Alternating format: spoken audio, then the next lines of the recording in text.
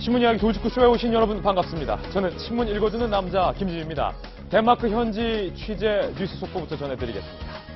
구금 연장 조치에 불복한 정유라의 항소를 덴마크 법원이 결국 기각했다는 뉴스 속보가 오늘 새벽 들어와 있습니다.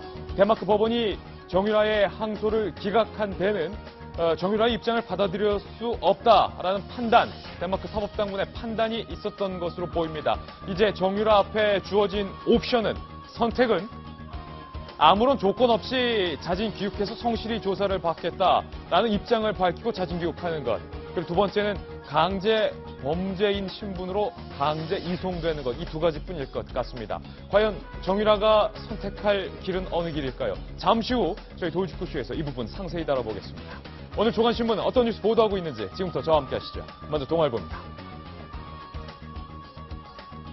정유라에 대한 뉴스 오늘 전해드릴 것 참 많습니다. 단독 뉴스도 많이 준비되어 있습니다. 그런데 잠시 접어두고 오늘 동아일보 이 기사부터 소개해드리겠습니다. 달걀 6억 개 수입하기로 처음으로 결정했습니다. 설 연휴 전에 유통이 될지는 그러나 미지수입니다. AI 열풍으로, 열풍이란 단어는 좀 부적절하군요. AI 때문에 폭등한 이 달걀값 안정을 위해서 무관세로 신선한 계란, 신선란이어야만 합니다. 6억 개를 우리 정부가 처음으로 수입하기로 했습니다.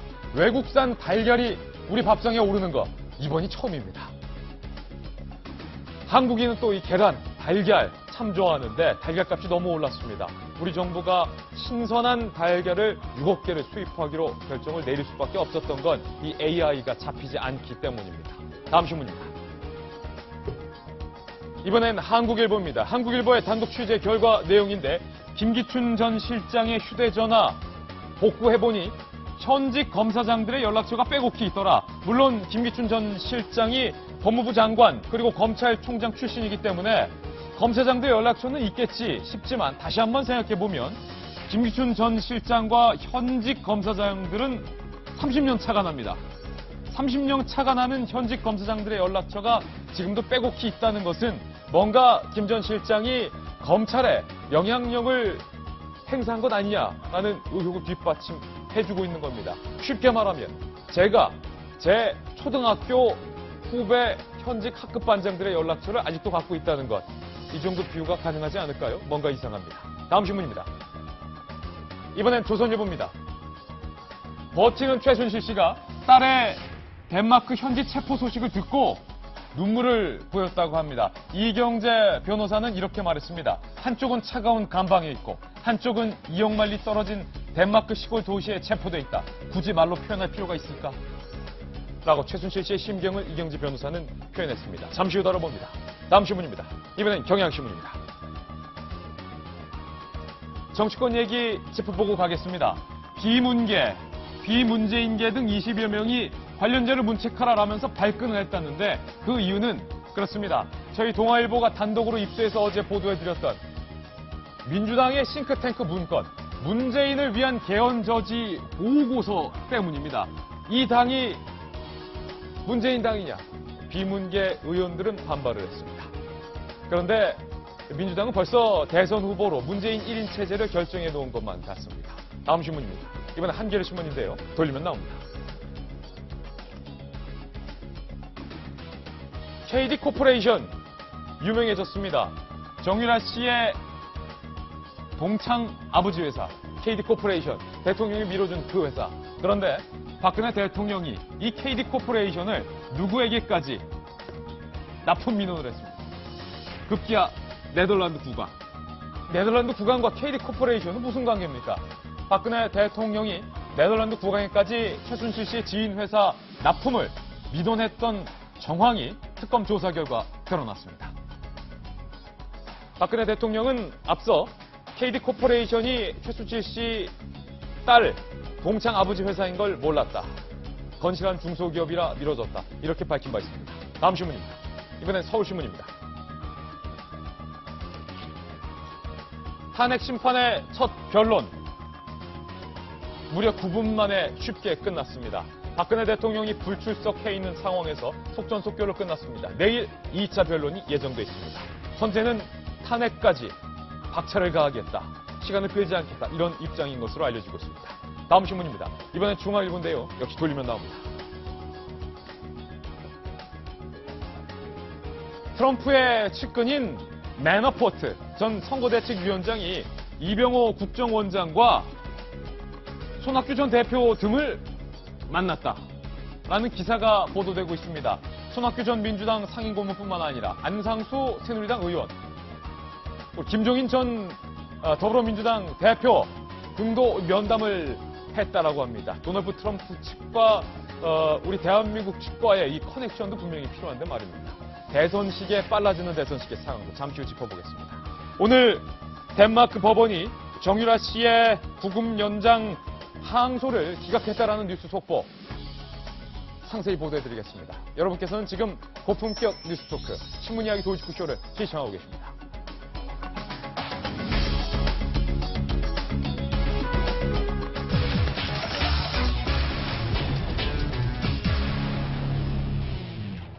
구금 연장은 말도 안 된다. 정유라 씨가 덴마크 법원의 구금 연장 판정에 강하게 반발을 해서 항소를 냈다. 어제 저희 도이치구쇼에서 뉴스 속보로 전해드렸는데요. 그 항소에 대해서 오늘 새벽 덴마크 법원이 최종 기각 판정을 내렸습니다. 이제 정유라 씨는 최대 30일까지 덴마크 구치소에 구금이 돼 있어야 합니다. 물론 덴마크 법원은 정유라가 아무런 조건 없이 한국으로 자진 귀국하겠다라는 의사를 밝힌다면 구금 연장 기간과 상관없이 덴마크 경찰의 호위하에 한국으로 호송될 수 있다라는 여지도 밝혔습니다.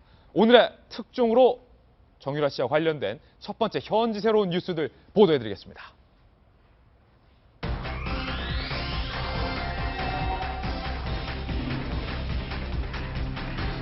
네, 오늘의 특종 첫 번째 도이치구 신문부터 확인해 보시죠.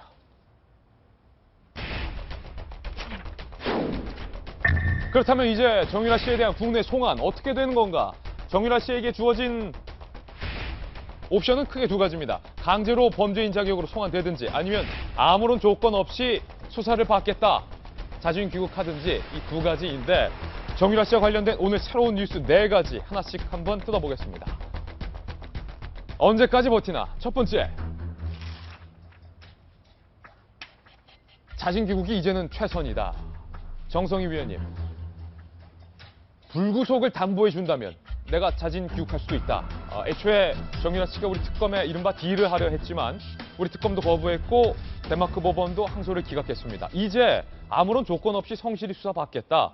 선선히 들어오는 게 낫지 않느냐. 그렇게 아직 어린 나이에 내가 불구속 상태라면 들어오겠다고 이제 제안을 했는데 특검이 택도 없다 그랬죠. 아, 택도 없다. 네, 그런 상황에서 그 덴마크 법원에서 내렸던 그 구금 연장에 대한 그 항소가 기각이 됐습니다.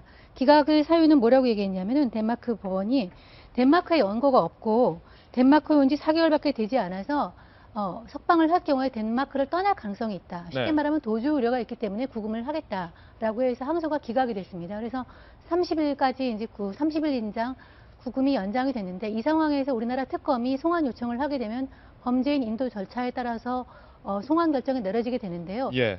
그렇게 덴마크 법원이 송환 결정을 내리려면은 특검이 이 정유라에 대한 범죄에 대해서 이렇게 적시를 해야 됩니다. 그 서류가 완비가 되면 국내법에 따라 가지고 덴마크 국내법에 따라 송환을 하게 되는데 거기에 예. 대해서 정유라는 한 번도 그 결정에 대해서 불복해서 법원에 소송을 제기할 가능성은 있습니다만 우리가 어제부터 얘기했지만 이제는 상황이 이렇게 된 마당에 빨리 아무 조건 없이 자진 귀국하는 게 유일한 선택 같습니다. 예, 덴마크의 올보르 지방법원의 이 항소 기각 사유를 한번 살펴볼까요? 올보르 지방법원의 입장입니다.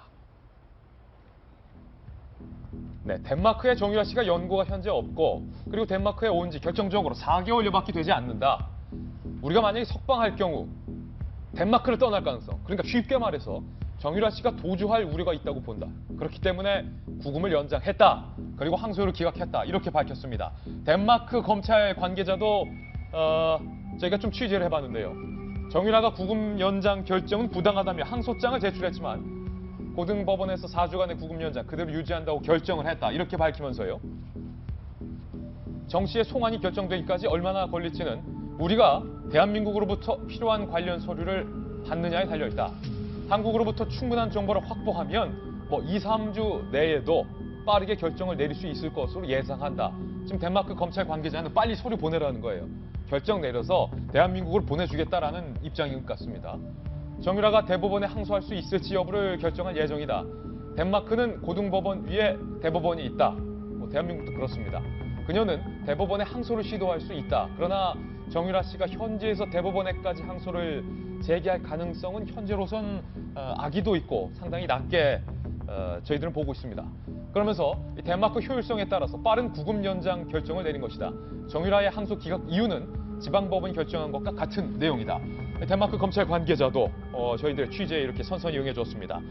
덴마크 법원의 항소 기각 판정으로 정유라 씨는 덴마크에 있는 구치소에 현재 묵고 있습니다. 구치소에 수감이 되어 있습니다.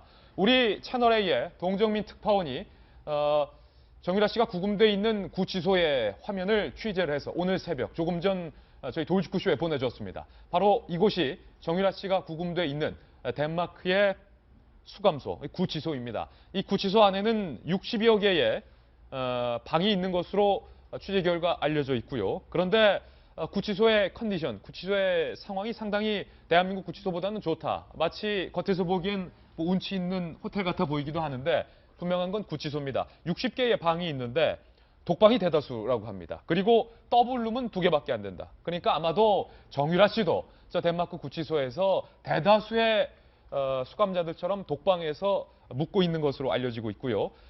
덴마크 이 구치소 관계자는 원한다면, 정유라가 원한다면 아이와도 함께 있을 수 있다라고 밝혔지만 어린아이가 구치소에 있는 것보단 지금처럼 정유라 씨가 머물렀던 그 숙소에 부모와 함께 있는 것이 인도적인 차원에서 더 나아 보입니다. 정유라가 수감 중인 구치소 관리인에 대해서 저희가 한번 취재를 시도해 봤습니다. 구치소 관리인, 이렇게 저희가 통화했습니다. Which criminals typically go to your center? All kinds, all kinds of criminals. I can't tell you anything about any specific inmate. No, Not possible at all. not possible. Okay, then what about You have to contact what do we call it? Hobro. We have a head office in Hobro, and there is our director, and she can tell you more about. It's her job to have the contact to the press. do you have any single rooms? There's only single rooms, a few double rooms. Yeah, but only I think it's 2 double rooms. It's there's room for 60 inmates. It is possible in very specific cases, but it's not up to me to decide that. 네, 저희 채널A 특파원도 영어로 묻느라 했었고 또 덴마크가 있는 덴마크 구치소 관리소 담당자도 영어로 대답하느라 상당히 애썼는데 구체적인 건 말해줄 수 없지만 정유라 씨가 대다수에 있는 독방에 머물고 있는 것으로 현재 보이는데 윤태곤 실장님, 이 정도가 되면, 상황이 이 정도가 되면 정유라 씨가 덴마크 현지에서 대법원에 또다시 항소를 하기보다는 아이와 함께 대한민국으로 조건 없이 자진 귀국하는 것이 아이를 위해서도 그리고 본인을 위해서도 낫다. 그러니까 지금 항소를 했을 때 별로 실익이 없을 것 같아요. 예. 지금 이 항소의 여부가 뭐 한국으로 보낸다든지 본인이 가지고 있는 혐의에 대한 게 아니라 이 4주 동안의 구금 자체에 대한 거거든요. 이 구금은 사실상 조금 사법 처분보다는 행정 처분에 가까울 수 있습니다. 우리도 이제 뭐 불법 체류 이제 외국인들에 대해 가지고 출입국 관리소라든지 이런 데서 이제 좀 구금해 놓는 그거하고 비슷한 상황이기 때문에 정유라 씨가 실질적으로 어떤 뭐 법적 공방을 벌인다면은 덴마크가 이제 강제 송환을 하려고 할 때 그때는 한번 벌일 수가 있겠죠. 하지만 어제도 이야기했지만 이 덴마크라는 게 정유라 씨가 뭐 본인의 연고가 있다든지 예. 많은 조력자들이 있는 상황도 아니기 때문에 예를 들어서 이제 프랑스의 유섬나 씨 같은 경우에는 파리에서 수십 년을 산 사람이고 가까운 사람들이 많기 때문에 큰 조력을 받을 수 있지만은 그런 상황은 아니기 때문에 좀 빨리 들어오는 게 순리가 아닐까. 그리고 특검이 불구속 약속은 못 한다라고 한 예. 거지 반드시 당신을 구속시킨다 이런 것은 또 아니거든요. 우리 특검의 입장도 반드시 정유라를 구속하겠다. 그러니까 그거는 이제 이런 뭐 입장은 아니기 범죄 때문에. 혐의자에 대해 가지고 우리가 예. 약속해주는 이런 거가 말이 안 된다라는 것이고 정유라 씨가 협조적인 태도를 보인다면은 우리 사법 당국이 모녀를 한꺼번에 구속 이런 건 조금 피하려고 하는 관례가 있고 또 예. 어린 아기도 있기 때문에 한국에 들어왔을 때는 정유라 씨가 희망하는 대로 불구속 상태에서도 충분히 조사를 받을 수 있을 것 같아요. 그러니까 우리 특검이 벌써부터 불구속을 약속해 주니까 들어와라라고 겉으로 얘기할 수는 없지만 정유라 씨가 만약에 선선히 귀국하는 모습을 협조적인 보인다면 태도를 보이면은 그런 거죠. 굳이 구속하지 않을 거다. 그런데 정유라 씨도 저희 기자들과의 이 덴마크 법원 현지 일문일답을 통해서 아이에 대한 걱정을 말하면서 이렇게 언급한 바 있습니다. 들어보시죠. 아기랑만 같이 있으면 한국으로 들어간다고 네. 내일이라도 들어갈 수 있다. 네, 저 진짜 보육원에 있든지 사회단체에 있든지 병원에 입원해 있든지 상관없거든요. 현재心境한 말씀만 얘기해 주세요. 지금 어떠세요? 네, 애기가. 보고 싶으세요? 정유라는 아이 걱정 그리고 이 모습을 구치소의 차가운 감방에서 지켜본 사람이 있었습니다. 바로 정유라 씨의 어머니 최순실 씨였습니다. 최순실은 덴마크 현지에서 딸 정유라 씨가 체포되는 모습을 보며 눈물을 흘렸다고 합니다. 이경재 변호사 최순실 씨의 심경에 대해서 이렇게 말했는데요. 한쪽은 차가운 감방에 있고 한쪽은 이역만리 떨어진 덴마크 시골 도시에 체포돼 있다. 굳이 말로 표현할 필요가 있을까? 제가 보기엔 자업자득입니다. 저거에 대해서 저 말에 대해서 동정을 할 사람은 없을 것 같고요. 제가 좀 얘기하고 싶은 거는 이 조용한 덴마크가 전 세계에서 행복 지수를 얘기를 하면 늘 1등인 나라예요. 예. 전 세계에서 국민이 제일 행복한 나라입니다. 그러니까 구치소 이렇게 봐도 우리 같은 경우에는 당연히 감방이나 철조망이 서 있을 것 같은데 그런 것이 없죠. 아니, 무슨 오래된 지방의 예, 유서 깊은 호텔 같은 느낌. 그래서 굉장히 구치소에 들어가 있는 그 사람들한테 굉장히 인권적인 대우를 잘해주고 대우가 좋은 걸로 이제 유명한데 지금 이 조용한 굉장히 국민들의 행복 지수가 높고 심심한 나라에 정유라 사건이 엄청난 파장을 일으키고 있다고 합니다. 덴마크 국민들과 덴마크 시민들도 한국의 최순실 국정농단에 대해서 상당한 관심을 보이고 있다. 그렇죠. 예. 이 올보그 이제 지방인데 여기 신문에 한국에 떠오른 라이징 승마 스타가 여기 송환을 앞두고 있다고 해서 대에서 특별히 했다 그래요. 예. 그러니까 이제 정유라 게이트가 이 조용한 그 덴마크까지 흔들어 놓을 정도로 큰 국제적인 스캔들이 돼서 국제적인 망신이 말이 아닙니다. 예. 이게 이제 정유라 씨가 우리가 바라봤을 때 진짜 엄마인지 아닌지를 바라볼 수 있는 사건, 정유라 씨의 선택을 보면 알 수 있거든요. 아기를 보고 싶다라고 얘기를 했는데 본인이 이제 구금돼 있는 상황이잖아요. 그럼 덴마크에서 아이를 돌봐주는 건 결국 보모 한 명이라는 겁니다. 근데 지금 한 이제 20개월이 안 된 아기이기 때문에 엄마 입장에서 바라봤을 때는 내가 통제가 안 되는 누군가의 남인 거잖아요. 남이 내 아기를 제대로 우유는 먹이고 있는지 이유식은 먹이고 있는지 제대로 기저귀는 갈아주는지에 대한 걱정이 클 수밖에 없는 상황인데 이 상황에서 본인이 선택할 수 있는 건 한국으로 귀국을 스스로 선택하는 순간 그 모든 것들이 해결이 되는 겁니다. 제가 정유라 씨고 진짜 엄마라면은 아이를 데리고 한국으로 들어와서 내가 가장 믿을 수 있는 가족에게 아이를 맡겨놓고 검찰의 수사에 협조를 한다라면 얼마든지 긴 기간이 아닌 상황 속에서 다시 제자리로 돌아갈 수 있는 가능성이 있거든요. 근데 여기에 끝까지 대법원에 항소를 하는 과정들을 거치면서 버티는 과정을 거친다면 아까 보니까 구치소 컨디션이 굉장히 좋아 보이더라고요. 그거는 아이를 정말 생각하는 엄마의 모습이 아니라 오로지 나 정유라만 생각하는 모습으로 비칠 수 있기 때문에 정유라 씨의 선택에 대해서 저는 굉장히 유심히 지켜볼 필요가 있을 것 같습니다. 예, 정유라 씨가 수감되어 있는 구치소 화면 특파원이 현지에서 조금 전 보내줬는데요. 특파원이 현지에서 또 취재를 해서 보내준 영상 한 가지 더 확보를 했습니다. 정유라 씨는 여러 가지 말 중에서 이제 내게는 말 한 필밖에 없다라고 밝혔는데요. 그 말을 맡겼던 승마장 내부의 영상 함께 보고 계십니다. 오롬레 북동쪽 시내에서는 약 16km 떨어진 보드스코브 지역에 있는 헬그스트란드 승마장입니다. 승마장에서 말이 뛰어노는 모습 여러분께서 보고 계신데 저곳에서 정유라 씨가 덴마크에 머물면서도 말을 관리하고 있었다. 김병민 의원님. 예. 그런데 정유라 씨가 덴마크에 은신하면서도 말을 데려왔다는 건데 네. 정유라 씨 어제 법정 질의 응답에서는 나는 정말 말을 타기 싫었는데 엄마 때문에 억지로 말을 탈 수밖에 없었다. 그러니까 모든 것들이 제가 어저께도 철저히 준비된 답변 같다라고 말씀을 드렸잖아요. 그러니까 그러니까 말 같은 경우도 본인이 받고 있는 혐의는 삼성으로부터 지원을 받았는데 거기에 특혜를 받은 주범 아니겠습니까? 예. 근데 나는 아무것도 모르겠고 내 상황이 좋지 않으니 엄마가 말을 타라 그래서 어쩔 수 없이 탔을 뿐이고 나는 관심도 없어요라고 얘기를 하면 이 모든 것들은 엄마인 최순실 씨가 꾸며낸 일이기 때문에 정유라 씨가 법적 처벌을 피해갈 수 있다고 생각했던 것 같습니다. 근데 돌이켜 생각해 보니까요. 지금 덴마크에 있잖아요. 대한민국에서 최순실 국정농단 사건이 불거진 게 지난 가을부터예요. 그때 정유라 씨는 바로 이 덴마크로 가갖고 승마 국제대회를 준비를 하고 있었던 겁니다. 예. 근데 문제가 너무 불거지기 시작하면서 어쩔 수 없이 포기했던 건데 정유라 씨가 어제 해명했던 것처럼 나는 말에 전혀 관심이 없었으면 엄마가 덴마크에 있지도 않는 상황이라면은 당연히 승마대회를 포기했었어야 정상 아닌가요?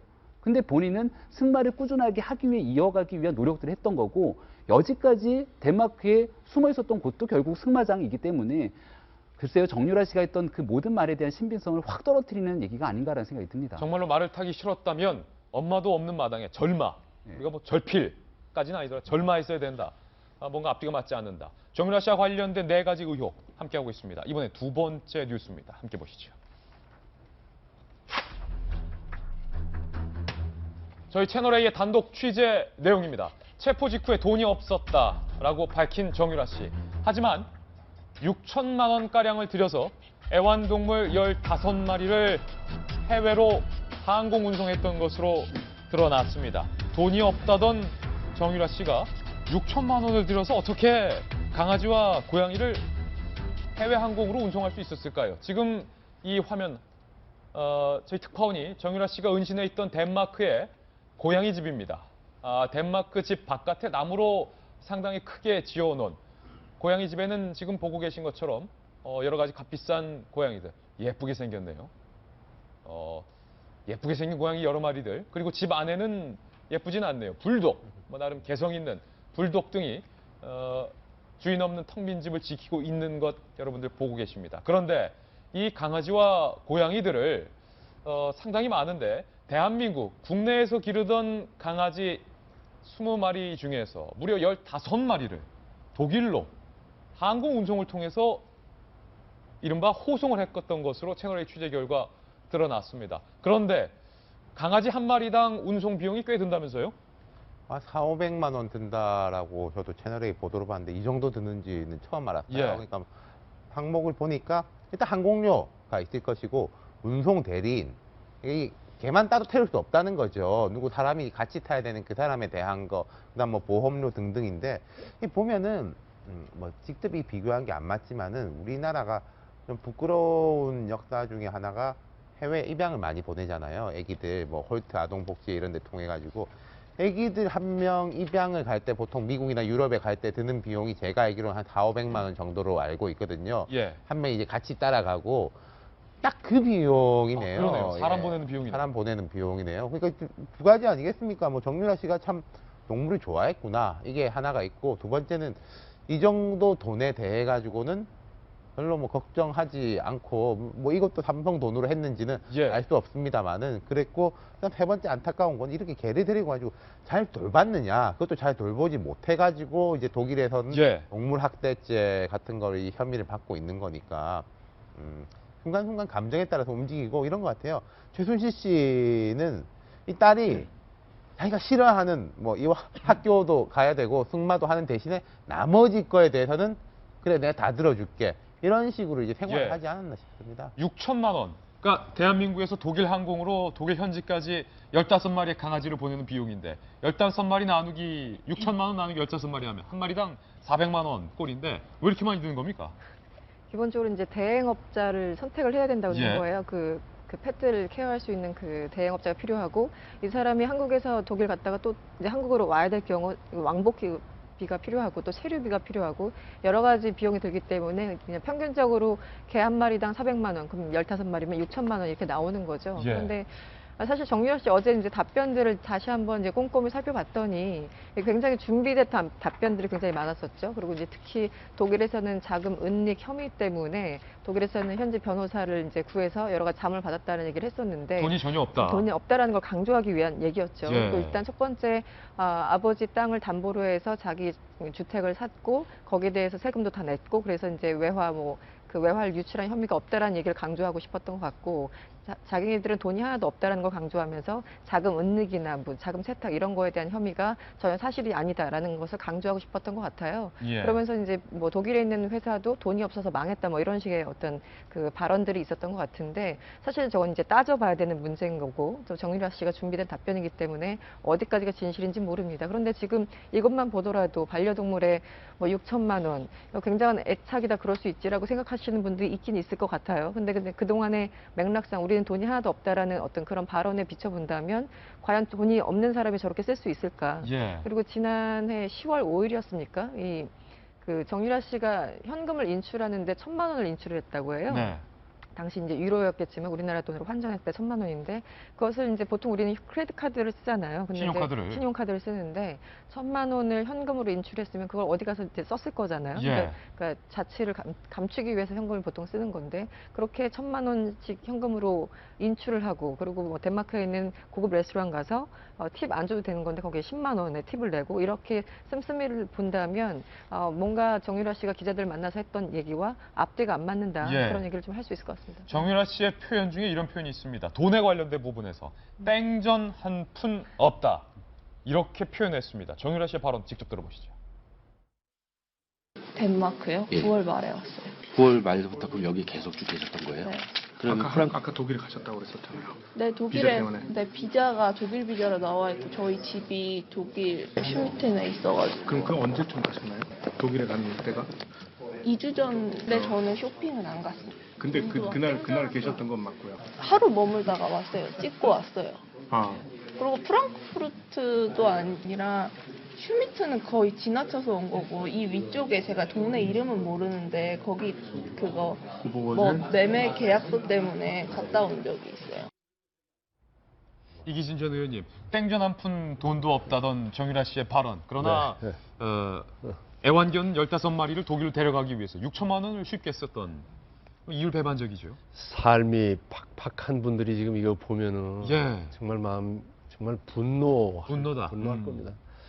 근데 덴마크 이름이 한자로 정말이거든요. 정말. 그런 정말. 생각이 드는데 예. 그 4개월여밖에 안 된다.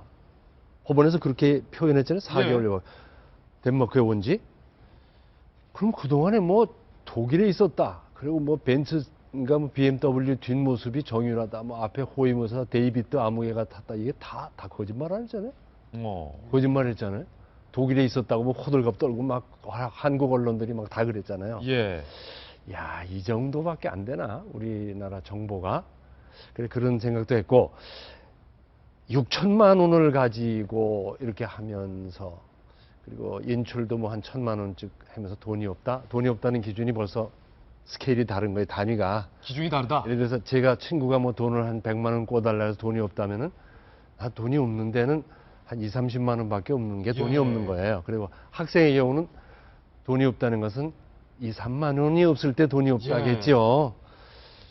근데 이렇게 하면서 돈이 없다. 정유라가 어떤 세계에서 놀았는지를 나타내는 하나의 증거라는 그런 내 생각이 수중에 들어요. 10억도 없는데 돈 땡전 한 푼 없다. 애완동물을 좋아하는 건 참 좋아요. 그러나 6천만 원을 들여서 거기를 함께 갔다? 6천만 원이면요. 제가 잘은 모르지만 예. 심장병 어린이 한 2명 수술할 수 있어요. 2명 수술할 수 있어요. 예. 지금 얼굴이 새파랗게 질려가지고 혈류가 잘 안 돼서 예. 그런 생각하면은 진짜 안 되죠. 최순실 일가의 이 해픈 돈 씀씀이 안 그 되죠. 돈이 과연 다 어디서 난 돈이냐. 네. 따지고 보면 결국 국민들의 주머니에서 나간 것 맞습니다. 아니냐. 맞습니다. 안타깝습니다. 정유라 씨와 관련된 뉴스 함께하고 있습니다. 이번엔 세 번째 뉴스입니다. 정유라 씨가 덴마크에서 체포 당시에 20대의 2명의 남성도 함께 있었습니다. 그런데 궁금한 건 단순한 마필 관리사일 것으로만 알았던 이 두 남성의 정체, 단순히 마필 관리사만은 아니었습니다. 강병구 기자의 단독 보도입니다. 27살 이모 씨는 인천 아시아 경기 대회부터 정유라 씨의 말을 관리했습니다. 되게 친해요, 둘이. 그래가지고 그냥 유연하는 오빠라고 하죠. 2015년 말 이 씨는 독일에서 최순실 씨 모녀의 요구로 동갑내기 친구인 이모 씨를 불렀습니다. 당시는 코레스포츠가 삼성으로부터 35억 원을 받은 뒤 정유라 씨에 대한 특혜 사업을 진행하던 때입니다. 한 명이서 말 한 6마리, 6마리까지 좀 가능하죠? 말이 4마리인 정유라 씨에게 마필 관리사가 2명이 필요한 이유는 따로 있었습니다. 두 사람의 지인은 독일 체류 기간 동안 말 관리뿐만 아니라 정유라 씨의 심부름을 두 사람이 도맡아 했다고 말했습니다. 정유라 씨를 보호하는 등 사실상 호위 무사 역할을 한 것으로 보입니다. 노승일 씨에게 박봉을 준 최순실 씨. 세후 350을 원했어요. 독일에서는 150만 원을 받아라. 이런 식으로 얘기를 해요. 하지만 마필 관리사인 두 사람에게는 파격 대우를 했습니다. 돈 많이 받고 갔다는데 뭐 한 500만 원씩 받았다. 베테랑인 사람도 250만 원. 최순실 씨는 자기 돈은 철저하게 관리하면서도 딸을 지키는 두 사람에게만큼은 돈을 아끼지 않았습니다. 채널A 뉴스 강병규입니다. 야, 이거 최순실 씨 너무하네요. 김병미 의원님. 예. 노승일 부장한테는 우리 유라차 금 갔으니까 보험 처리해라부터 집 알아봤느냐, 마일 훈련하는지 매일매일 체크해라, 훈련 일지 써라. 모든 일정을 다 시키고 독일에서 150만 원 월급밖에 안 줬는데 이 정유라 씨를 호위하는 호위무사 한 사람에게는 500만 원씩 줬다. 이러니까 노승일 부장이 시원하게 술술 얘기할 수밖에 없는 것 아니겠습니까? 예. 350만 원도 그것도 다 제대로 안 주고 쪼개 갖고 돈을 준 거잖아요. 게다가 이 독일에서 체류할 수 있도록 도와주겠다고 믿음 갖고 가면 된다고 얘기를 했는데 그 믿음을 최순실 씨가 줬냐 이 말이죠. 예. 그런 과정에서 굉장히 좀 한심하다라는 생각이 드는데 저는 이 두 사람이 아주 중요한 핵심 증인이 될 수도 있겠다는 생각이 들어요. 아, 그렇습니까? 여지까지 우리가 지난번 최순실 씨의 카카오톡 내용을 보게 되면은 노승일 부장에 대해서는 굉장히 하대하는 모습을 볼 수 있지 않았습니까? 근데 이 두 사람 간의 관계를 보면 정유현 씨는 오빠라고 부르게 되고 이 그 마필 관리사 같은 경우는 유연나라고 얘기를 부르면서 단순하게 말만 관리한 게 아니라 심부름을 했을 수도 있다라고 얘기를 하고 있고 아까 정유라 씨가 했던 얘기 잠깐 들어보니까 그 독일에 갔는데 매매 계약서 때문에 갔다는데 그 구체적인 내용이 안 나와요. 그러니까 지금 우리가 생각해 볼 수 있는 거는 최순실 씨가 독일에 빼돌린 해외 재산들이 얼마든지 있을 거라는 추정을 하고 있고 정유라 씨도 거기에 개입됐을 가능성이 있다고 보는데 그 모든 은밀한 일에 대한 심부름을 이 마필 관리사라고 하는 사람 2명이 같이 전담했다라면은 이 사람들도 핵심 증인으로 볼 수 있거든요.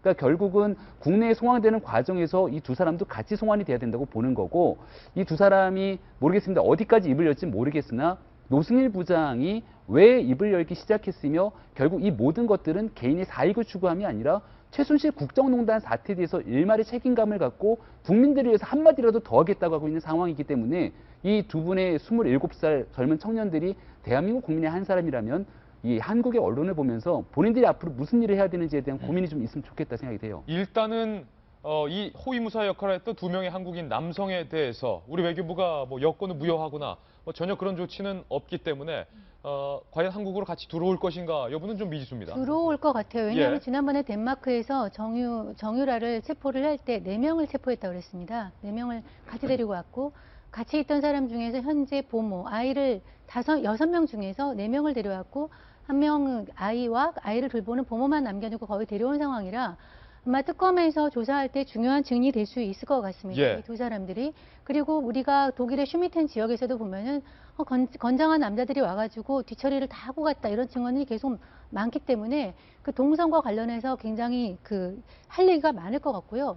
아까 정유라가 뭐 어떻게 살았냐 하는 거 좀 얘기를 더 해보자면 오늘 아침에 제가 나오면서 보니까 실시간 검색어 일액이 패딩이에요. 패딩. 정유라 패딩이라는 단어가 실시간 검색어 1위다.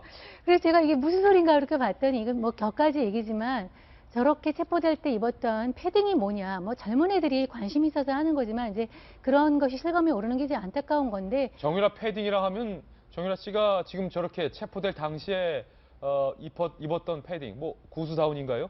예, 그래 보니까 이제 100만 원이 넘는다고 하더라고요. 저는 이제 잘 모르는 그런 브랜드지만은 그렇게 그런 지역에서 이제 놀았던 그런 어떤 삶의 수준을 알 수 있는 게 하나 있고 또 보면은 정유라가 난 돈이 없다. 그렇지만 한국에서는 아버지가 자기한테 물려준 땅을 담보받아서 독일에 집을 샀다고 얘기를 했는데 나중에 보니까 그 돈 갚았다 그랬잖아요. 본인이 갚은 게 아니더라고요. 엄마가 갚았더라고요.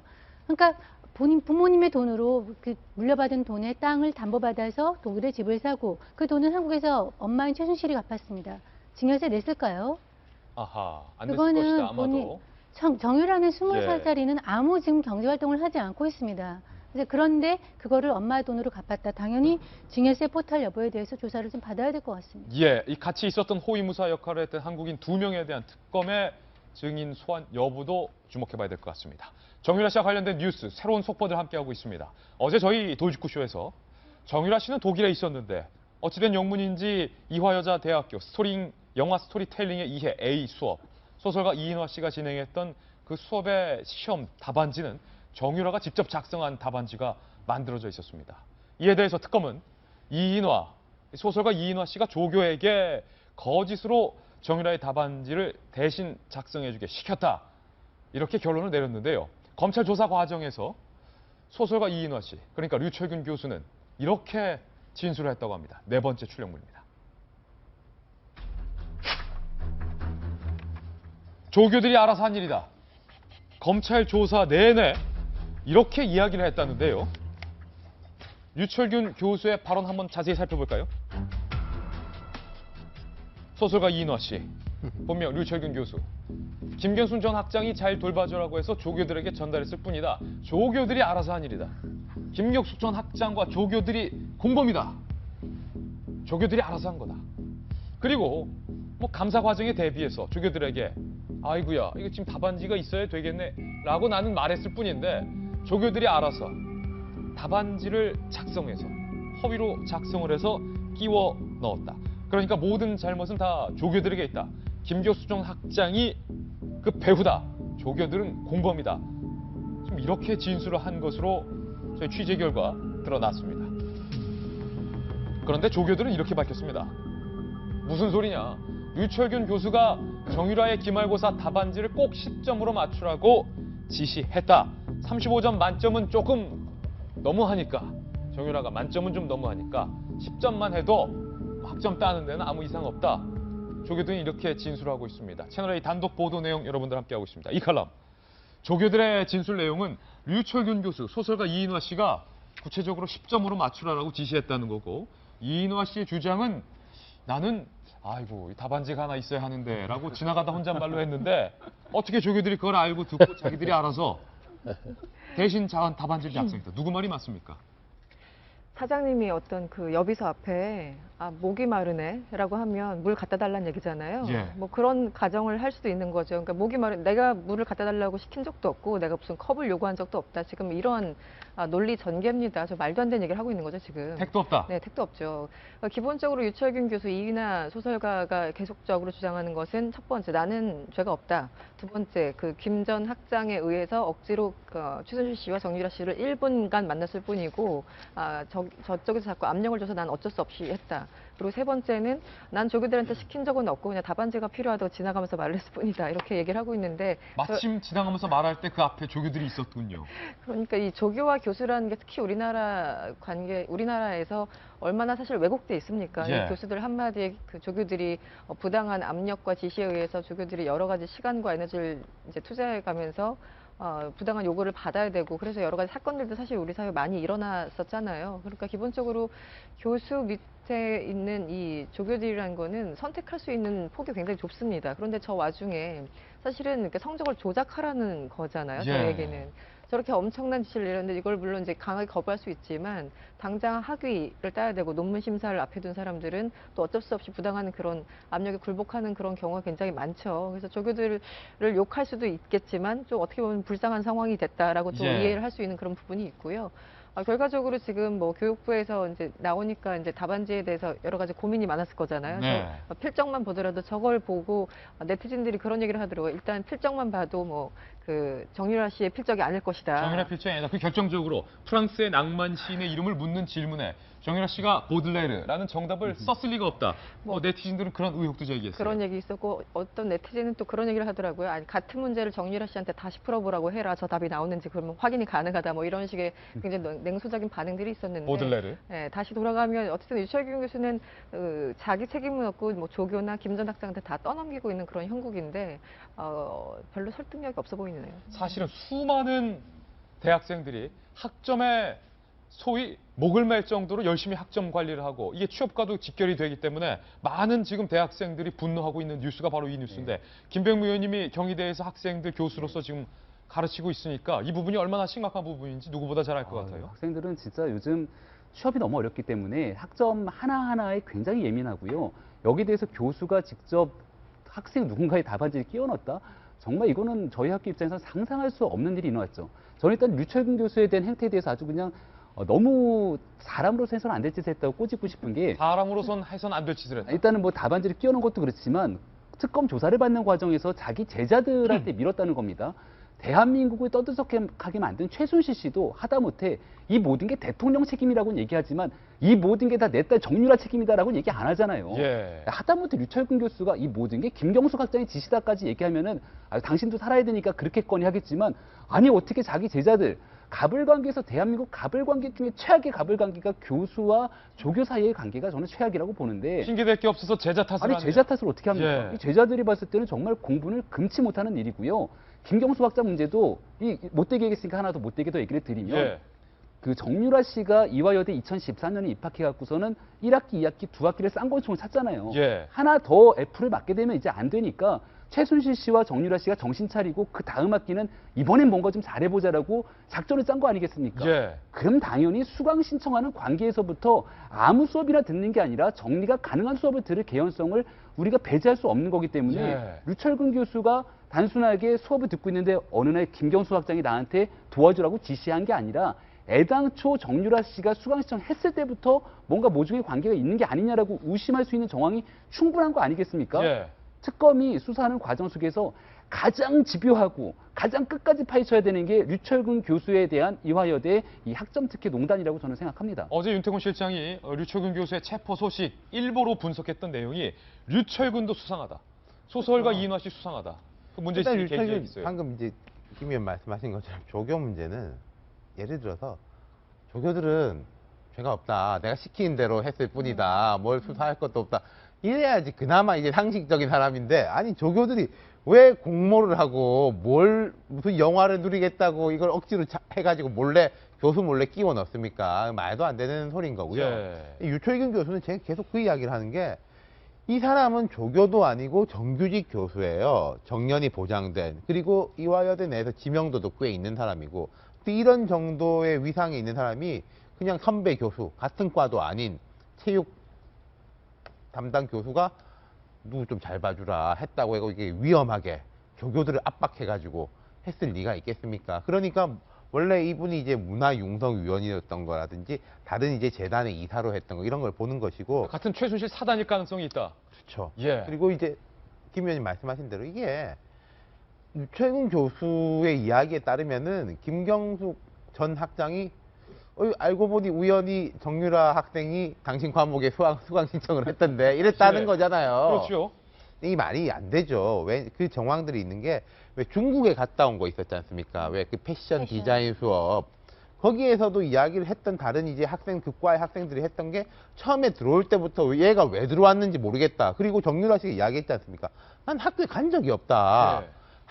온라인 수강 신청할 수는 있겠지만 그것도 하지를 않았을 건데, 예. 그럼 누군가 이것도 어느 불쌍한 조교를 시켰을 거예요. 어느 조교를 시켰는지는 모르겠지만은 그 조교한테 시켜가지고 이 정유라 학생의 학번이라는 거 주면서 누구 교수 수업으로 해가지고 그다음 체육은 몇 개 섞어가지고 네가 좀 잘 수강 신청해, 그랬을 거 아니겠습니까? 그 조교는 지금 뭐 또 떨고 있을 수가 있겠죠. 자기는 무슨 또 불이익을 받을까. 조교는 무슨 죄냐. 해가지고 예. 말씀하신 대로 이 사람들에 대해서 철저하게 해야 되고, 특히 김경수 학장이 그때 지금 청문회에서 거의 위증한 게 100% 드러난 건데, 사실 그때 그 자리에 교육부 감사관이 그 이야기를 했었어요. 김경숙 학장이 다른 교수들한테 연락해가지고 봐주라고 했다라는 게 감사 결과 드러났다. 예. 근데 이제 우리가 사법 당국은 아니기 때문에 강제로 뭐 할 수 없다라고 했는데, 그 앞줄 뒷줄에 앉아가지고 전혀 그런 적이 없다라고 김경숙 전 학장은 이야기했거든요. 예. 이제는 뭐 이 사람에 대해 가지고 조금 더 강하게 수위를 수사를 높여야 해야 될 거 된다. 아닌가 싶습니다. 정유라 씨가 이기진 전 의원님 이렇게 말했습니다. 아니 나는 이화여자대학교 그렇게 굳이 원하지도 않았었고 다닐 마음도 없었고 당연히 뭐 제적될 걸로 알고 있었는데 어느 날 갑자기 일어나 보니까 우연히 학점이 나와 있었다. 그것도 아주 잘 나와 있었다. 의아했다. 이 정유라의 해명 때문에 지금 수많은 대학생들이 자괴감이 빠져 있습니다. 내가 이러려고 이화여대 왔나? 내가 이러려고 대학 왔나? 네. 이것도 사실은 정유라의 해명이라 고지고대로 받아들일 수 없는데 대학생들 약 올리는 발언밖에 안 듣는 거예요. 지금 청문회나 지금 이제 특검 조사 과정에서 교수들이 하는 말을 들어보면 서글프지요.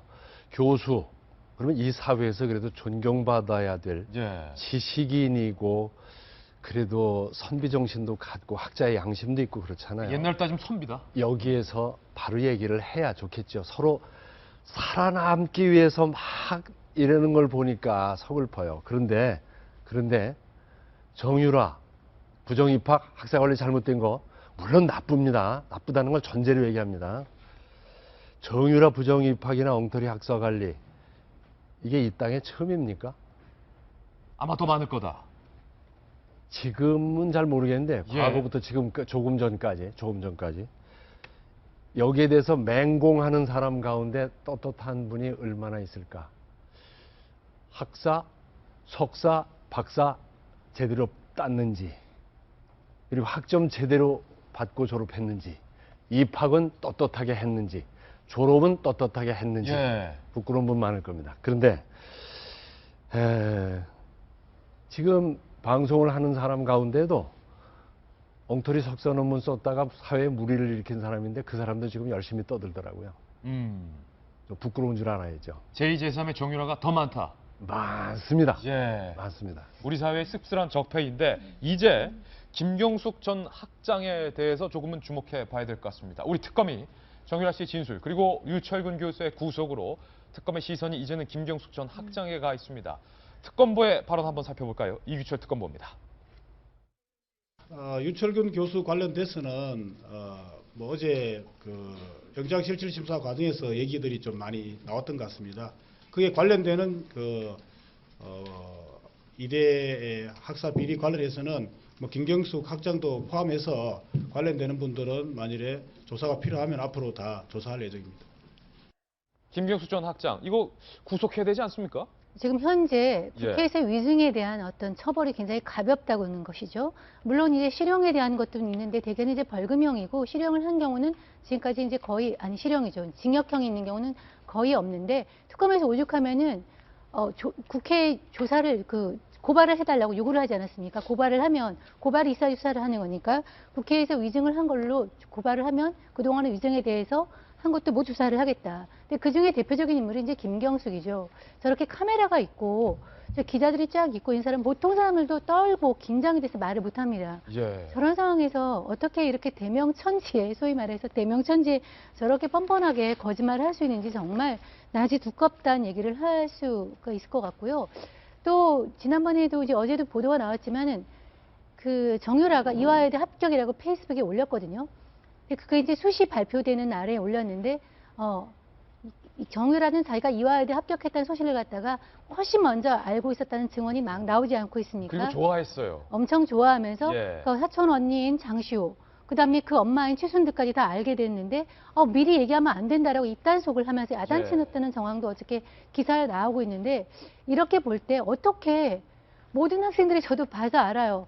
떠오르는 날 잠도 못 자고요. 밥도 못 먹어요. 그 결과가 나올 때까지 얼마나 떨리는지 1분도 먼저 알려주지 않거든요. 당일날 팝업창에 딱 뜨는데 어떻게 정유라라는 학생만은 그게 결과가 나오기 한 달 전부터 미리 알고가 있었는지 그거에 대한 수상한 고리도 김경숙 학장이 떠오르고 있습니다. 미리 알려주지 않았을까? 김경숙 학장이 알려주지 않았느냐? 사전 정보 유출이죠. 그거에 대해서 조사가 이루어져야 될 것 같습니다. 김경숙 전 학장에 대한 특검의 구속 수사도 좀 필요해 보입니다. 누구는 입학 전에 미리 합격 사실을 알고 있었고 누구는 시험에 가지 않아도 내 이름으로 답안지가 작성돼 있었고 나중에 이런 것이 다 들통나니까 나는 입학도 원치 않았고 학점도 원치 않았는데 우연히 어느 날 이렇게 돼 있다. 아이고 답안지가 필요하네.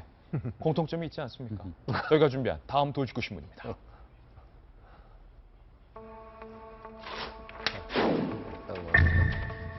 특검이 굽치소도 압수수색했습니다. 최순실의 사단인 김종, 차은택, 정호성이 뭔가 제3자를 통해서 모종의 말맞추기, 입맞추기를 하고 있는 것 아니냐라는 첩보가 특검에 입수된 것 같습니다. 구치소 압수수색을 시작으로 한 새로운 특검의 수사 상황들 시청자 여러분께 오늘 아침 새롭게 브리핑해드리겠습니다. 수사 비협조, 최순실은 특검의 소환을 계속해서 거부하고 있습니다. 공황장애, 심신 회피 이런 것이 또 이유겠지요. 첫 번째, 특검이 서울구치소까지 압수수색했습니다. 이 정도 되면 구치소는 최순실을 보호하기 위한 건 아니냐라는 네티즌들의 분노까지 나오고 있는 그런 상황인데요.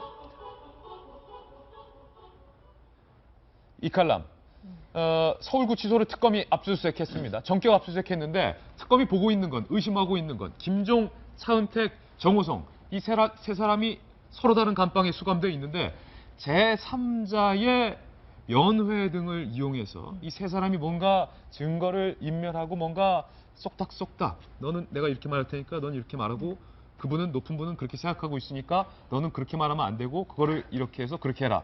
뭔가 말 맞춘 거 아니냐. 그렇죠. 네.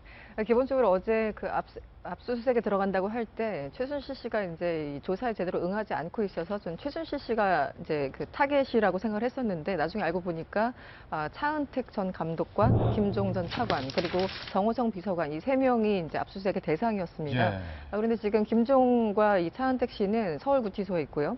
정호성은 그 남부구치소에 있습니다. 그래서 이제 서로 다른 곳에 수사관들 각각 한 6명, 2명 이렇게 보내서 이 사람들이 주고받던 편지, 메모, 외부에서 들어온 여러 가지 그 자료들이 있지 않습니까? 예. 그런 것들을 이제 압수수색을 해서 도대체 이 사람들이 얼마나 말을 맞췄는지 그리고 어떻게 증거 인멸을 시도했는지 등등에 대해서 의심 가는 부분에 대해서 조사를 하겠다면서 이제 압수수색에 들어간 겁니다. 그런데 특검이 뭐 괜히 압수수색할 리는 없고 그렇죠. 뭔가 첩보가 있었나 보죠. 그런 것 같아요. 그러니까 예. 어제 그 압수수색을 할 당시가 어제 오후 3시경인가 그랬었는데 당시에는 김종 전 차관은 특검에서 수사를 하고 있었던 그 시간이라고 해요. 그러니까 빈집을 들어간 거고. 그런 거죠. 그러니까 김종 차관 같은 경우 그런 거죠. 그런데 이제 약간 의심되는 부분이 저희들이 항상 이게 뭐냐면 서울구치소에 대부분의 사람들 있잖아요. 정호성 비서관 같은 경우는 남부에 있지만 대부분 뭐 최순실 씨를 비롯해서 다 이제 서울구치소에 대부분 있는데 서로 말 맞출 수 있는 왜냐하면 제3자라는 건 항상 있고 그 제3자라는 건 사실 솔직히 얘기하면 변호인들이 있기 때문에 서로 외부에서 만나서 무슨 말을 할지 우리는 사실 모르는 겁니다. 그런데 최근에 하나의 단서가 있었습니다.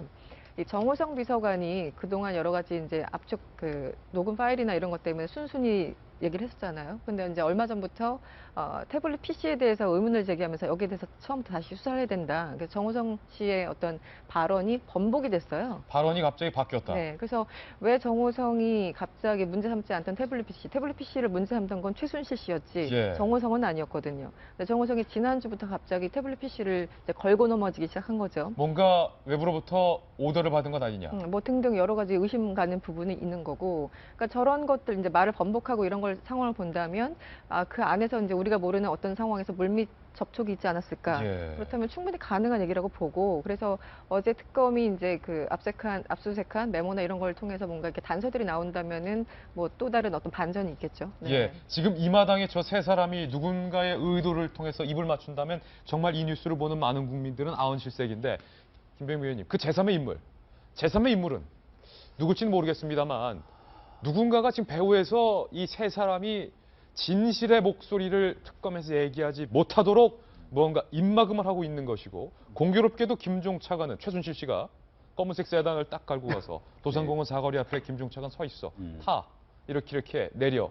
그랬던 인물 아닙니까? 그렇죠. 지금 이게 이렇게 나왔던 게 세 사람 중에 김종 전 차관을 조사하는 과정에서 딱 이 내용이 불거졌다라는 거예요. 검찰이 그럼 의도하고 의도하고 세 사람 중에 딱 김종 전 차관의 조사 과정에서 보니까 이상한 겁니다. 그러니까 김종 전 차관 때문에 세 사람이 엮었다라면은 지금 받고 있는 여러 가지 혐의 중에 2대 혐의는 아닐 것이고, 문화체육관광부의 국정농단 사태에 대해서 핵심적인 혐의를 포착하는데 그것들에 대한 정황 증거들을 인멸하려고 했던 정황들을 포착한 게 아닌가라고 생각이 드는 거거든요. 지금 최순실 씨랑 안종범 전 비서관, 안종범 전 수석 같은 경우에는 변호인 외에 접견을 금지시켜놨기 때문에 사실 제3자가 누가 들어가서 만나서 쪽지를 건네거나 할 수가 없는 상황이에요. 근데 이와 같은 지금 나머지 사람들에 대해서는 굉장히 자유롭게 접견이 가능하니까 제3자로부터 쪽지나 이런 것들을 건네갖고서는 말을 맞추기 위해서 정황이 충분하다고 지금 보고 있는 거거든요.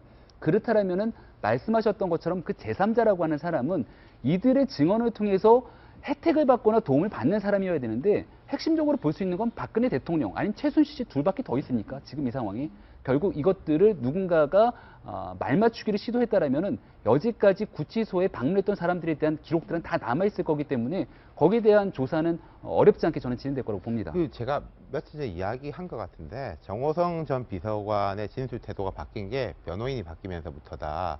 그 변호사는 참호 변호사라고 세월호 국조위에 이제 여당목 추천위원 그리고 공영방송사의 이사로 들어갔던 지금 청와대 민정수석인 조대현 민정수석하고 같이 이렇게 겹치고 여러 군데 겹치는 그 사람으로부터 바뀌었다. 교집합이 많은 이유가. 예. 그리고 그 직전에 좀 동아일보에 재밌는 현장 칼럼이 하나 났었어요. 정호성, 뭐 이재만 이런 사람들이 어디 무료 변론 해줄 사람 없나 찾고 있다. 아니 그렇게 실세였는데 뭐 그러냐. 그러니까 뭐 모아놓은 돈도 없고 박 대통령이 도와줄 것 같지도 않고 뭐 그런 식의 이제 현장의 뒷이야기 칼럼이 실렸는데 그 칼럼을 봤는지 안 봤는지 그 직후에 차모 변호사가 들어오고 그때부터 바뀌고 있어요. 예. 특검이 아마도 포착하고 있는 고리는 그쪽 고리인 것 같습니다. 예, 특검이 뭔가 눈치챘어요. 날카롭게 압수수색 들어갔기 때문에 그 수많은 감방에 보관돼 있었던 메모지와 잡힐 흔적들, 그 안에 들어가 있는 정황, 만약에 이게 또 드러난다면 더 정확하게 이 세 사람을 처벌할 수 있을 것으로 보입니다. 새로운 수사 상황 함께하고 있습니다. 이번엔 두 번째 의혹입니다. 주사 아줌마 들어가십니다. 정호성 전 비서관에게 문자 메시지를 보냈던 이영선 행정관. 주사 아줌마 들어가십니다. 그런데 이영선 행정관 지금 참 어디 있는지 모르겠습니다. 휴가 내고 지금 자취를 감췄는데 윤 전 행정관이랑 지금 2명 자취를 모르겠어요. 그것도 한번 수사해 봐야겠는데 어쨌든 이 주사 아줌마를 소개했다. 최순실 씨는 인정을 했는데 저희 채널A 단독 취재 결과 이 청와대에 출입했던 주사 아줌마의 비용도 결국은 최순실 씨가 대납을 했던 것으로 취재 결과 밝혀졌습니다. 최순실 씨가 옷값도 냈고 주사값도 냈던 셈입니다. 이 칼럼. 주사 아줌마를 소개시켜준 게 최순실 씨니까 주사 아줌마에게 그 주사 비용도 뭐 최순실 씨가 냈구나. 뭐 일견 생각하면 그럴 수 있구나 싶은데 최순실 씨가 대신 낸 게 한두 개가 아니에요. 그 고영태 씨가 청문회 나와서 이제 얘기했을 때 이제 뭐였습니까? 신발이 아니라 옷하고 가방을 만들어주지 않았습니까? 그래서 당시 뭐 대략 도매가로 어느 정도 될 거냐 해서 총액이 그때 뭐 4,500만 원 이런 얘기를 했었던 것 같아요. 그래서 4,500만 원을 사실상 그 박근혜 대통령이 직접 내지 않고 최순실 씨가 냈다면 이거는 무조건 대가성이다. 뇌물죄에 해당한다라고 얘기했는데 여기 이제 플러스 추가된 것이 이제 주사제까지 같이 들어가는 겁니다. 이게 비용이 얼마 안 되기 때문에 그러니까 최순실 씨 변호인은 이 주사값이 얼마 안 되기 때문에 그렇게 크게 문제되지 않고 법적으로 문제가 없다고 주장하고 있지만 그게 뭐 가능한 액수에 따라 달라지는 건지 전 법률적으로 사실 잘 모르겠습니다. 그런데 어쨌든 이게 한두 번이 아니고 주기적으로 주사 아줌마가 들어가서 저렇게 치료받았다면 그게 누적된다면은 그 적정한 액수가 됐을 텐데 그것이 전혀 문제가 안 된다? 이거는 좀 주장이 맞지 않는 것 같고요. 어쨌든 그동안 최순실 씨가 박근혜 대통령과 관련해가지고 많은 것을 제공했었잖아요. 거기에 대해서 모든 걸 다 지불을 했다면 최순실 씨 개인의 돈으로 지불했다면 뭐 즉각적으로 뇌물죄로 적용될 수밖에 없는 그런 상황이 아닌가 싶어요. 최순실 씨의 변호인이 저희 채널A 취재의 결과에 대해서 내세운 변호 논리를 한번 살펴볼까요? 이게 정말 말이 되는 논리인지 시청자 여러분도 함께 보시죠. 아이 몸에 생채기가 나면 뭔가 좀 비유가 나왔어요. 엄마가 치유하듯이. 그 별거 아니다. 건강관리를 그저 그냥 최순실 씨가 맡은 셈이다. 아이 몸에 생채기가 나면 안 되지 않느냐. 마약류는 절대 아니었고 또 그거 비싼 것도 아니에요. 고액이 아니기 때문에 최 씨가 결제했고 법적 문제 없다. 이 논리 정 의원님 어떻게 보세요? 저게 굉장히 문제가 있습니다. 왜냐하면은 지금 이제 뭐 옷이나 액세서리, 가방, 주사까지 최순실 씨가 결제를 했고 금액이 크지 않기 때문에 대가성이 없어서 뇌물죄가 아니다라는 게 논리인데 왜냐하면 이 특검에는 이걸 다르게 보고 있는 이유가 뭐냐면은 이 박근혜 대통령의 재산과 최순실의 재산이 같이 섞여져 있을 가능성이 높다. 그래서 최순실의 그 이복 그 형제까지 불러 조사를 하지 않았습니까? 형사 과정에. 만약에 이것이 같은 경제 공동체라면 같은 돈을 갖다가 왜냐하면 우리가 뭐 남편 돈이 내 돈이고 뭐 주머니 돈이 쌈짓 돈이시고 해가지고 경제 공동체를 같이 했다면 이건 뇌물죄로 걸 여지가 굉장히 크거든요. 네 돈은 내 돈, 내 돈은 내 돈. 대통령이 그동안 뭐라고 변호를 해왔냐면은 나는 이런 한 푼 가진 적이 없다라는 것이 대통령의 중요한 논리고 나는 국가를 위해서 한 일이다. 그건 대통령의 진정성에서 믿어달라는 게 대통령의 얘기인데 그 돈이 사실 같은 경제 꾸러미에서 같은 돈꾸러미에서 나왔다고 하면 얘기가 달라지는 거거든요. 최순실이 받은 돈이 대통령이 받은 돈이 될 수 있습니다. 그렇기 때문에 이것은 주사 아줌마의 돈이 몇 푼 안 될지 모르겠지만은 그것이 금액이 작기 때문에 된다는 것은 그 변호인의 그 논리일 뿐이고 특검이 보기에는 대통령을 뇌물죄로 걸 수 있는 중요한 고리입니다. 서울특별시 의사회도 있어서는 안 될 일이다라고 규탄 성명서를 이 부분에 대해서 발표했습니다. 주사 아줌마 안팎에서는 백선생이라고 불렀다고 합니다. 주사 백선생. 이 주사 백선생에 대해서도 특검이 주목하기 시작했습니다. 직접 들어보시죠.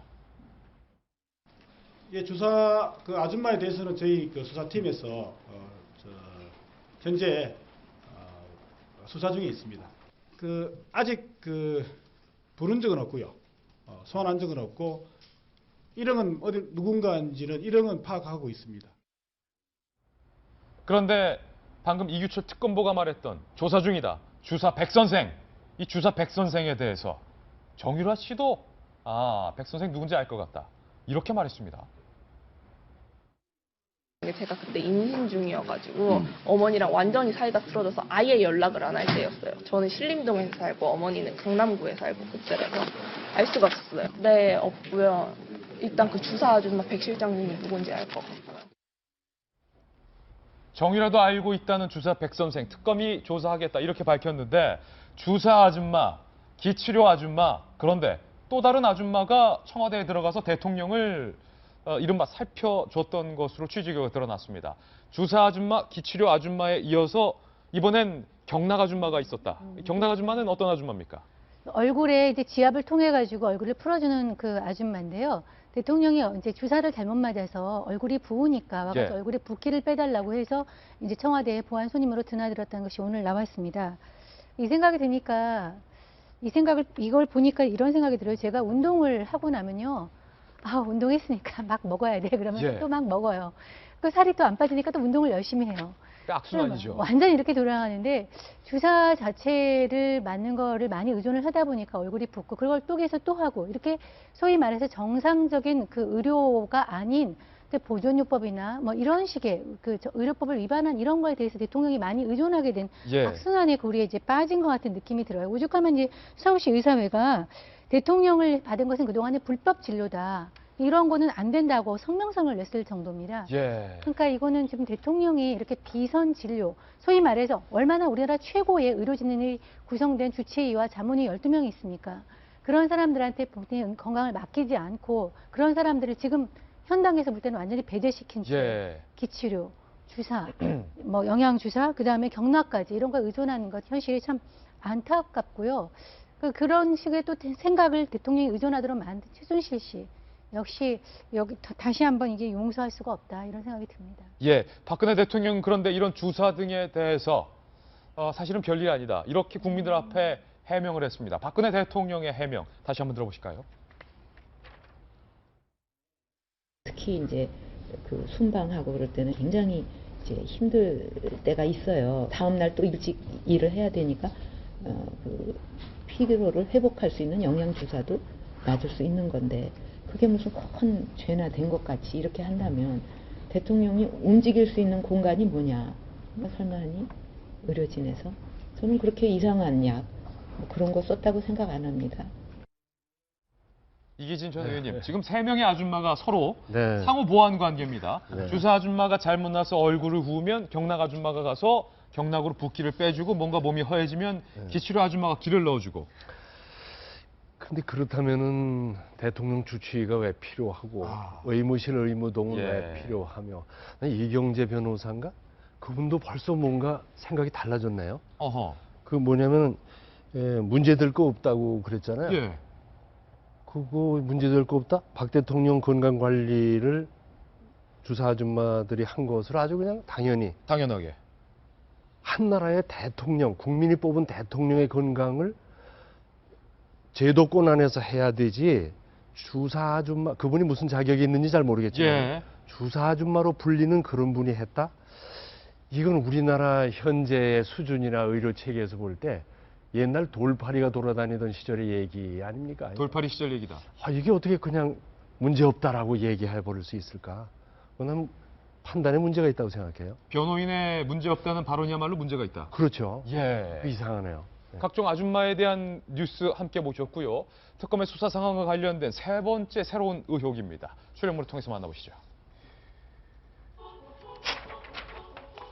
정호성 휴대전화의 이 녹취 파일, 촛불이 횃불이 될 것이다. 검찰은 주요 증거로 보고 있습니다. 그런데 정호성 전 비서관의 녹취 파일에 새로운 내용이 공개가 됐습니다. 직접 살펴보시죠. 첫 번째, 2013년 10월 25일 그때는 민주당이 국정원이 대선 개입한 것 아니냐, 그것에 대한 진상 규명을 강하게 요구하던 때였습니다. 그러자 최순실 씨와 정호성 전 비서관은 이런 통화를 합니다. 최순실 씨가 그거 어떡할 거냐. 최순실 씨는 뭐 하나 정확하게 딱 부러지게 말하지 않습니다. 그거 저거 이거로 얘기하는데 그걸 또 알아들어요. 거기에 대해 특별히 하신 말씀이 있느냐라고 정호성 전 비서관이 상당히 겸손하게 묻는 내용이 담겨 있는 것으로 특검 수사 결과 밝혀졌습니다. 그러자 최순실 씨가 너무 안 들어가도 그런 것 같다. 대국민 그걸로 나가야 돼. 대국민 그거. 대국민 메시지란 거죠. 야당에서 네 가지를 얘기했잖아. 사과하라. 그리고 해임하라. 그리고 그 부분에 대해 법과 질서에 의해 분명히 하고라고 대통령이 말을 해야 한다라고 최순실이 지시를 했고, 실제로 박근혜 대통령은 법과 질서에 의거해서 문제가 있는 부분은 강하게 처벌을 하겠다. 강하게 들여다보겠다. 최순실의 지시대로 실제로 대국민 그거를 합니다. 다음 내용입니다.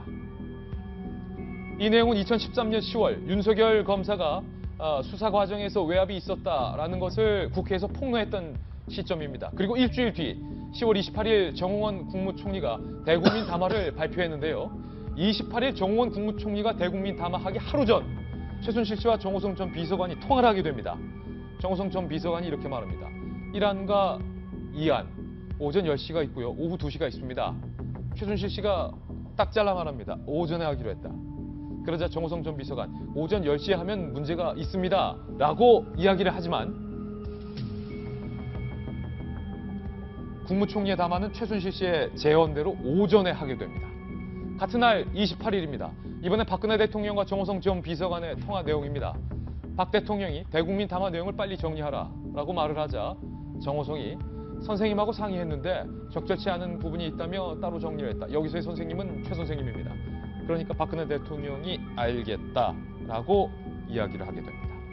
김병민 의원님, 정호성 전 비서관의 녹취 파일 중에 극히 일부입니다. 네, 촛불이 횃불로 변할 것이라고 했던 그 검찰의 말이 허언이 아니었던 것 같다는 생각이 들고요. 박근혜 대통령이 헌재에 대한 답변서를 내면서 최순실 씨는 그저 섀도우 캐비넷, 캐친 캐비넷에 불과했다라고 얘기를 하면서 단순한 사인 관계임을 주장하고 최순실 씨가 국정에 관여한 거는 1%도 되지 않는다라고 했는데 지금 이 내용을 보면 전혀 그렇지 않다는 거 우리가 충분히 알 수 있죠.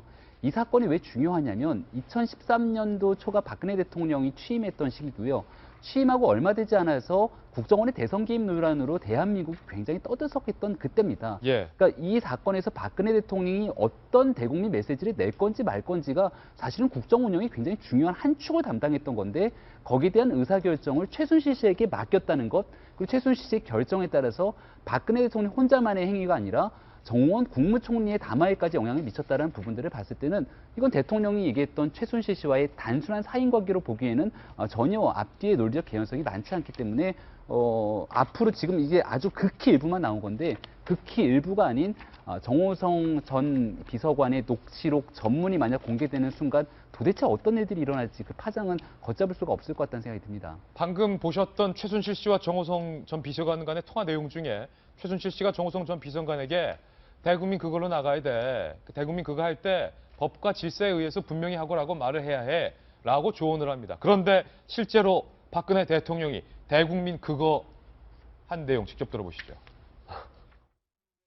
현재 재판과 수사 중인 여러 의혹들에 대해서는 법과 원칙에 따라 확실히 밝혀나갈 것입니다. 사법부의 판단이 나오는 대로 불편, 부당하고 필요한 조치를 취할 것이고 참담하네요. 그렇죠. 저 사건이 국정원 댓글 개입 사건에 대한 그 경찰 수사가 한창일 텐데 대통령이 어떤 메시지도 나오지 않았습니다. 그 국정원 댓글이 결국은 박 대통령 당선에 도움이 된 것이 아니냐 하는 것이 이제 문제의 핵심인데요. 그러다 보니까 굉장히 여론은 시끄러운데 대통령이 침묵을 지키고 있었어요. 야당의 공세는 심해지고 그런 상황에서 수석 비서관회의나 국무회의에서도 아무 발언이 안 나와서 언론이 초미에 이제 관심을 가지고 있었는데 대통령이 저런 말을 하면서 일단락이 됐어요. 국정원 댓글 사건에 대해서는 법과 원칙에 따라 정리하라고 하면서 어떻게 보면 가이드라인을 준 거고 어떻게 보면 딱 끊었습니다. 그 사건에 대한 책임에 대해서. 예. 그런 것인데 알고 보니까 그것이 최순실의 머리가 나왔군요. 머리에서 나왔고 최순실이 그때 얘기했죠. 정호성한테 짜증을 내면서 골치가 아프다. 골치가 아팠겠네요. 지금 보니까 저렇게 예. 복잡한 일을 정리하느라고. 그러니까 최순실 씨가 말했던 대국민 그거는 대수비 회의였습니다. 그러니까 국무총리하고 대통령 역할 분담을 시켜준 게 최순실 씨잖아요. 총리는 요렇게, 대통령은 요렇게. 정호원 총리가 한참 전에 이제 대통령에 대해서 좀 이제 방어를 하면서 내가 이렇게 본 분 중에 국정에 대해서 이렇게 세세하게 알고 공부를 열심히 한 분은 대통령 말고 못 봤다 이런 예. 말을 했는데 정 총리는 자기의 담화문이 이때는 아마 청와대에서 이 자료를 받았겠죠. 이게 최순실 씨한테서부터 나왔다는 거 지금 안 정 총리가 무슨 생각하고 계신지 그게 참 궁금하네요. 예, 이계신 전 의원님. 대국민 그거. 대수비 회의라 대국민 담화라는 용어도 제대로 모르는 강남의 한 아주머니의 머릿속에서 법과 원칙에 따라 충실히 하라라는 지시를 그대로 이행한 박근혜 대통령의 일단락을 지금 보셨는데. 용어를 잘 몰랐다기보다 오히려 한 수 위죠. 한 수인 겁니까? 어떤 구체적인 언급을 안 하고 서로 통함으로써 뭔가 남기지 않으려는 그런 생각이 오히려 하나 더 한 수 위 아닙니까? 저쪽에서 그거에 대해서 이렇게 하고 있으니까. 아이고, 저 시골에서 그걸 하는 그렇게 해라. 시골에서 하는 말로 아이 참 거식하겠네요. 그래서 그 머식해가지고 뭐 이래도 다 알아듣는다는 거 아니에요. 그걸 구체적으로 명사 넣고 동사 넣고 다 해야 하는 게 아니라 벌써 자기들끼리 한두 번 한 것이 아닐 경우에는 거시기 머시기 저시기로 다 통한다는 그 유머가 있잖아요. 예. 똑같은 상황이에요. 얼마나 여러 가지를 맨날 했으면은 거시기 저시기로 통하는 거예요. 예. 그러니까 상습이네요, 상습. 상습이다. 네. 이 칼럼. 박근혜 대통령은 키친 캐비넷이다. 그러니까 그저 그냥 단순히 개인적인 차원에서 조언을 받은 것에 불과했다. 지인이 어떻게 모든 것을 다 이렇게 언론이 제기했던 것처럼 농단했다. 말도 안 된다. 검찰이 나를 엮으라고 있다. 이렇게 강하게 항변한 게 바로 엊그제인데. 그렇죠. 이 대리인단을 통해서 처음에 이제 입장을 발표를 했었잖아요. 서면으로 탄핵 이제 이후에. 근데 거기서 나왔던 거는 지금까지 모든 혐의를 부인하는 거였고 그 얘기는 사실상 며칠 전에 그 신년 기자간담회를 통해서 얘기했던 거랑 동어 반복입니다. 지난 10월 24일 날 이제 첫 번째 대국민 담화를 해가지고 지금 5차례에 걸쳐서 직간접적으로 국민들에게 자신의 입장을 피력하고 있는데 처음부터 끝까지 뭐 지인들의 도움을 받았고 그거는 다른 대통령들도 비슷한 일을 했다라는 어떤 논리를 일관하고 있는데요.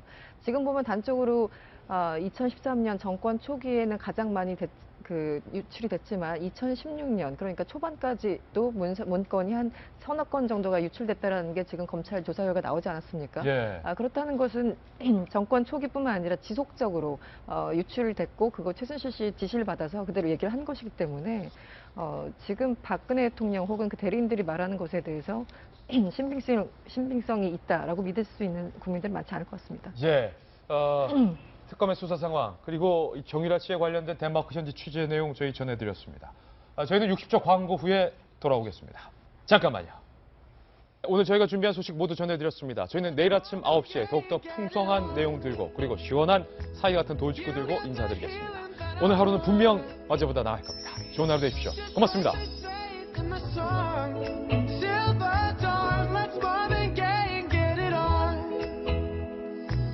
We got this king size